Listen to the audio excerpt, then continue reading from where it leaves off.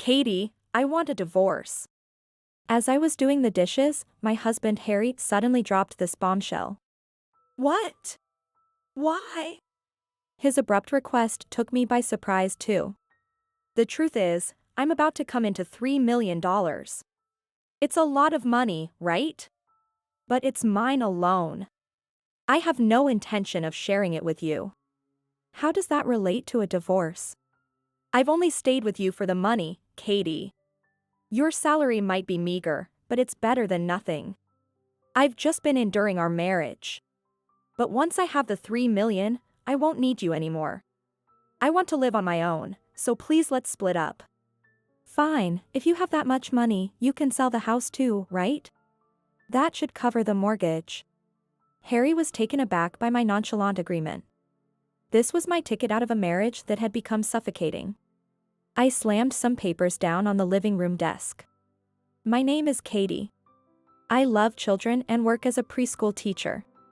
Harry, who I met through a friend and who is 2 years my senior, and I were about to celebrate our 8th wedding anniversary.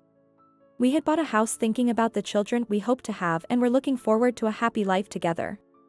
But shortly after we married, Harry's demeanor completely changed. He became increasingly concerned about money. Before our marriage, he used to say my job was wonderful. Now, he would say, Katie just gets to play with kids all day. While I'm out here working hard, must be nice to be kept like that, and these words eventually became his catchphrase. Being a preschool teacher is hard too, you know? Every child is different, and I'm literally responsible for their lives. There's no such thing as an easy job. But he wouldn't listen. I was so frustrated and upset. We've been married for almost 8 years, and not having children was partly because of this. If you have time to think about kids, you should work more, he would say. Are you using wanting kids as an excuse to quit your job? There are the mortgage and taxes to think about. What are you thinking?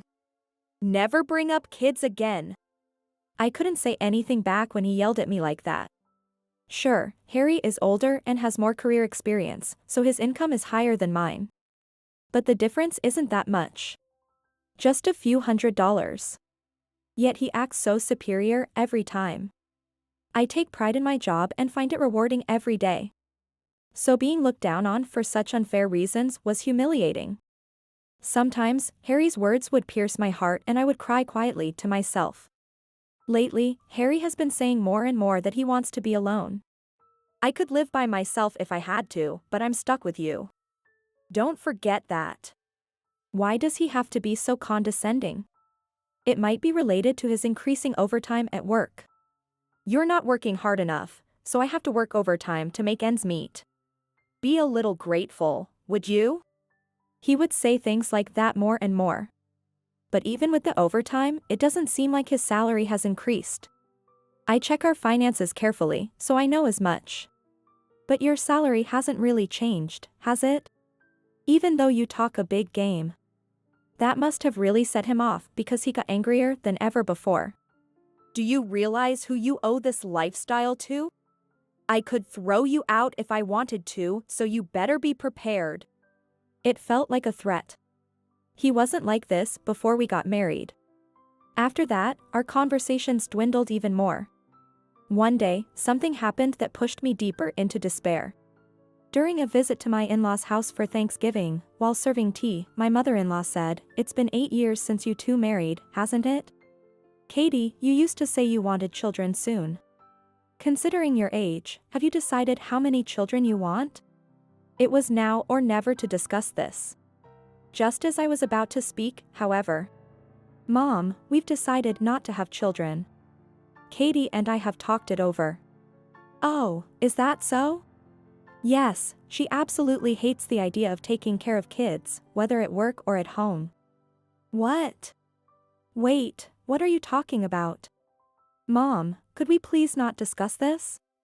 It's stressful for Katie." "No, that's not it." "Well, if that's what you two decided, it must be tough. It's fine to just be the two of you then." With that, my mother-in-law left the table, and I couldn't bring up what I wanted to discuss. On the drive home, I confronted my husband. "Why would you lie like that? I love children and want them, but you're not ready and won't support me. The fact is, you don't work enough to even consider having kids. Talk to me when you earn as much as I do. I thought being a preschool teacher paid better. What a letdown. That's no way to speak.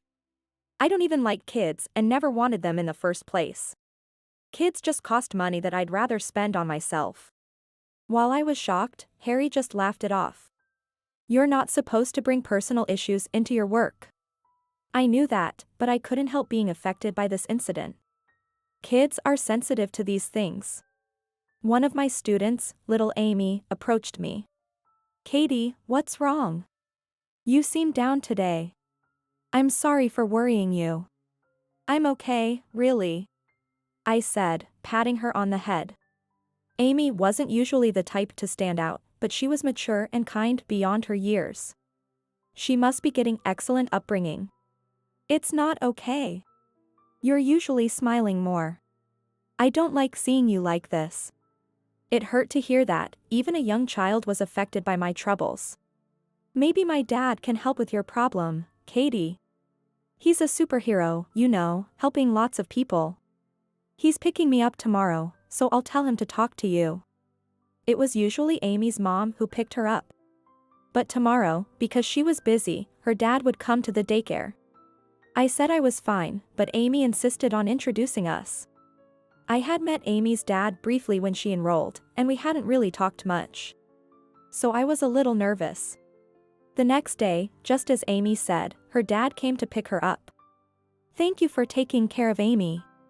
I'm her father. I hear a lot about you from my daughter. She really enjoys her time here. Thank you. Amy is a wonderful child. He seemed like a very polite man. But I was reluctant to share my personal issues. Especially since they were quite embarrassing. It wasn't easy to just come out with it. Katie seems to be having some troubles. So, I wanted my dad to listen to them. Thank you, Amy. I really appreciate your concern, but I understand, Katie. It's hard to discuss personal issues, even with acquaintances. But my daughter is very worried about you. If there's anything, please let us help. With that, Amy's dad handed me his business card. I was surprised to see his title. But looking back, I think that was the moment my fate started to change. That's when I decided to seek revenge against Harry. I was quietly preparing for it when Harry suddenly spoke to me. Hey, can you divorce me? This came after Harry, who hadn't been home early in a while, joined me for dinner one night. As I was washing the dishes, my hands froze. Noticing my confusion, Harry smirked unpleasantly. You might not like it, but my mind is made up. Can I at least hear the reason? A big sum of money is coming my way. Want to know how much? $3 million, that's how much. Harry kept talking even though I hadn't asked him to continue. The only reason I stayed with you was for money. It's peanuts compared to mine, but better than nothing. Now that I have $3 million, I don't need you anymore. Let's just get this divorce over with. I've been your sugar baby long enough. Where did all this money come from anyway? I had a lot to say, but that question came to mind first. That's none of your business anymore since we're practically strangers now. Okay, fine. Let's divorce then. Harry seemed surprised by my swift agreement. I don't plan to live in this tiny house anymore. After all, I have $3 million now. I'm thinking of using this money to buy a mansion. So, I've decided to sell this house. That's fine. I'll look for an apartment then. You can cover the remaining mortgage with that money, right? Yeah, I'll pay it all. It's only natural, considering our different positions. Then please do. I said that and began to take real action. Harry watched me move swiftly, looking puzzled. Packing and apartment hunting, the days were busy. Once the divorce seemed imminent, I set up a time to talk things over with Harry again. I'll leave the house payments to you. We're moving forward with selling the house. I don't want any disputes about who said what later, so I've prepared a written agreement, please sign here. Sure, That way you won't nag me later on. Why does Harry always have to add something unnecessary? I felt irritated but held back to stay calm. Harry stopped moving as he read through the agreement. Hey, what's this alimony clause? Why should I have to pay? If anything, Katie, who doesn't work seriously, should be the one paying. Did you think it wouldn't come out? You're so naive. With that, I calmly laid out some documents on the table. Seeing them, Harry's face turned paler. Thank you for your overtime every day. You've worked hard. You love your work, don't you? Especially since it involves spending time with your affair partner. There was a photo of Harry and a woman looking cozy together. This woman is just a junior colleague. It just looks like we're arm in arm. Are you trying to trip me up with this? You're still saying that? Then how about this? I showed him another photo. It captured Harry and the same woman entering a hotel. Despite the evidence, he exploded in anger. This is a setup, isn't it? Don't you know how advanced photo editing is these days? You think you can trick me with this? I sighed deeply. I hadn't expected him to be so stubborn. But I was prepared for this. This isn't something I took. They should be arriving soon. Just then, the doorbell rang. Harry looked unsettled, not knowing what to expect. I went to greet them at the door and headed to the living room. This is my attorney. These proofs are from a detective agency, so there's no way they're edited. If you doubt it, shall I call them over right now? Nice to meet you, I'm Katie's attorney. I'll be handling the divorce proceedings. So, any issues with the photos? I'm here to answer all your questions. Seeing his confident smile, Harry started to panic. His claims of being busy with overtime were a lie. The detective agency revealed that he was leaving work on time every day. That explained why his income hadn't increased. If he wasn't working overtime, there would be no increase. Instead, he was spending his nights with his mistress. The discovery of the affair confirmed something for me. It explained why Harry had started saying he wanted to be alone. He probably meant he wanted to be with his mistress. The lawyer I hired this time was quite skillful. It was Amy who connected me with him. Turns out, Amy's father is the CEO of a well-known corporation. His being a superhero wasn't a lie after all. Upon hearing my situation, Amy's father quickly contacted the detective agency and referred a lawyer to me. I thought it was a bit much, but the more I dug, the more of Harry's flaws I discovered. Fueled by anger, I decided to go through with it thoroughly. You talk as if you've done something great. Want alimony? I can give you that much. I have $3 million, so I can afford to pay you off. If you're of no use, just get out. I don't ever want to see your face again. I would have left even without your saying so. If anything comes up in the future, we'll talk through my lawyer. Don't come to me directly. Who would want to see you? He hurled those last words at me. I left without saying anything, gathering my belongings and walking out of the house. Maybe it would have affected someone else more, but he was just being himself until the end. How prideful can one get? I thought this as I left the house. I thought my story of revenge was over then. But months later, something happened. I was getting used to my new life in the apartment. Most importantly, I was rid of a major source of stress. Initially, the fact that I was divorced had shocked me. But there was no love left for Harry. So, I also felt relieved. Yet, he showed up at my new apartment. Please, can we talk? I'm begging you.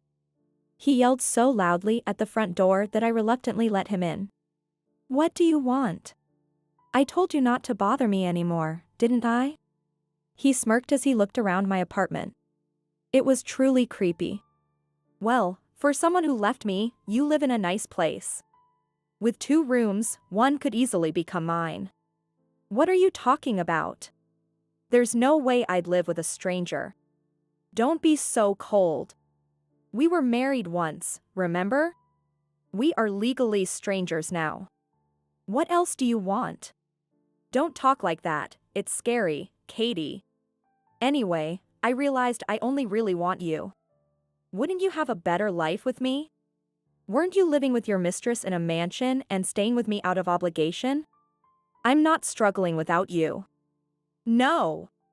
It was just a momentary lapse. I really need you, Katie. You're just pretending to be strong, right? You said I was disposable because you were getting $3 million. Why don't you find your next wife with that money? It's not like that. Harry then started crying. Actually, I said I had $3 million because I thought I had won the lottery. But I misread the numbers. It was just my wishful thinking. What was he even saying? I was speechless. I've been looking for a reason to leave you. I guess I got the numbers wrong because I thought I could divorce you and do whatever I wanted if I had $3 million. Noticing my cold stare, he hastily added, but you should be reassured. I've ended things with her. From now on, I'll only love you. Let's start over. You still love me, don't you? What are you talking about? I don't care about any of that. Do what you want. Please, help me. I even quit my job thinking I had $3 million. I said terrible things to my boss, so I can't take it back now, and when my girlfriend found out I didn't have the money, she stopped contacting me. It seems his mistress had abandoned him. That figures. A divorced man without a job, home, or fortune is undesirable to most. Now I can't pay the mortgage, and I've lost my home. Katie, you're all I have left. That's your problem, not mine. If you don't leave now, I'll have to take action. Remember the promissory note you signed during our divorce? If you break our agreement, I can claim 5 times the alimony. Cut it out. Harry raised his hand as if to strike me. Are you sure that's wise? If you touch me, I'll call the police, and it could be assault. This apartment has security cameras, they've captured your face clearly. Harry's face went pale. Leave now, or I'll report you for trespassing. Terrified of being reported, Harry fled. I heard a thump as if he had tumbled down the stairs, but I simply closed the door without concern. Since then, Harry hasn't come back. Later, his parents came to apologize to me. They hadn't imagined things had gotten so bad. I learned from them that Harry had broken his leg falling down the stairs that day. He had to be hospitalized for 2 months, and his expenses piled up. But with the mortgage and my alimony, he needed to work as soon as possible. Crying, he begged his former boss to let him work from home and not to accept his resignation, but they refused re-employment due to his previous outburst. His parents had paid the alimony, so he needed to repay them and manage his mortgage payments. It was a classic case of reaping what he sowed. After things settled down, I visited Amy's home. They were happy to hear everything was resolved. I always wanted to meet you since Amy speaks so highly of you. I didn't expect it to happen this way. I just reached out to some contacts. I'm really glad. I'm happy to see you smiling again, Amy said. He truly changed my life, and I couldn't be more grateful. Despite being looked down upon by my husband, being a preschool teacher has made me who I am today. I've learned to cherish every encounter, and my love for my job has only grown. I'll continue to give it my all.